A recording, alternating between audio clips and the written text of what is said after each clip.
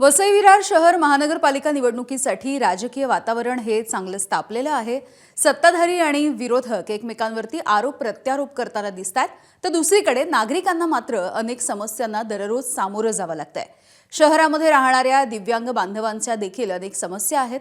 राजकीय नेत्यांनी त्यांच्या समस्या सोडवण्यासाठी काय नेमकं केलं पाहिजे जाणून घेतलंय आमच्या प्रतिनिधींनी।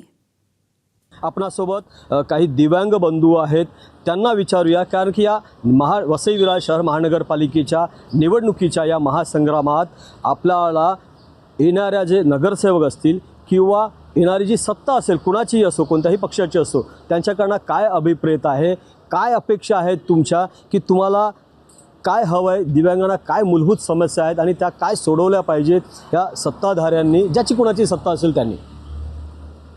सर्वात पहिली गोष्ट तर या निवडणुकीमध्ये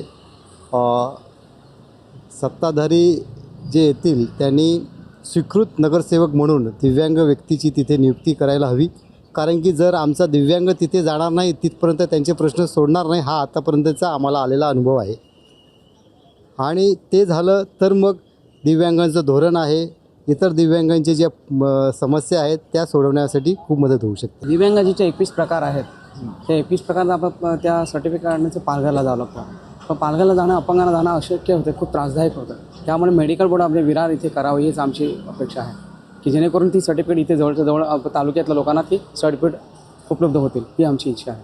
आणखीनही काही बंधू आहेत आपल्यासोबत। सर, काय सांगाल, काय अपेक्षा आहे महानगरपालिकेकडनं, काय अपेक्षा आपल्या? दिव्यांगाकरता मुक्त संचार, जेणेकरून काही दिव्यांग बांधव यांचे जे कार्यालय आहे त्यांचे नगरपालिकेच्या दिव्यांगासाठी, हे कार्यालय 2-2, 3-3 माळ्यावर आहेत।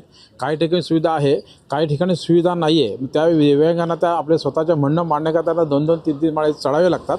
तशी होऊ नये, जेणेकरून दिव्यांग त्याचं कार्यालय ग्राउंड फ्लोअरला असावं, अशी एक अपेक्षा आहे महानगरपालिकेची। नक्कीच सर, तुम्ही काय सांगा? महानगरपालिकेने जे हॉकर झोनमध्ये आहेत, त्या हॉकर झोनमध्ये दिव्यांगांना 25% जागा रिझर्व केलं तर त्यांना एक रोजगारासाठी वाव मिळेल असं मला वाटतं। नक्कीच, आणखीन काय सांगा सर तुम्ही? नाही, माझं म्हणणं आहे, हे जे आपले महानगरपालिका आहे आणि त्या महानगर हद्दीमध्ये आपल्या दिव्यांग बंधूंसाठी काहीतरी आपल्याला प्रशिक्षण आणि काहीतरी काम भेटलं पाहिजे।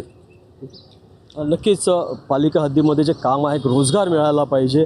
आणखीन काय आरोग्यविषयी काय समस्या आहेत, काय सोडवणूक झाली पाहिजे आरोग्यविषयी?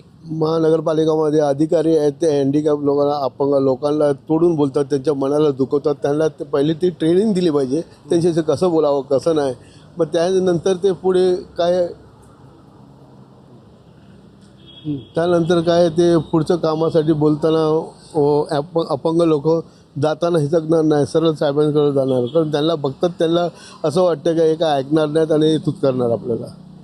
नक्कीच, आणखीन काय काय माहिती पाहिजे आरोग्यविषयी, काय समस्या असतील त्या पालिकेने कशा सोडवल्या पाहिजे, सत्ताधाऱ्यांनी कशा सोडवल्या पाहिजे, काय सुविधा पाहिजे, बसेसमध्ये काय सवलत वगैरे, काय म्हणा?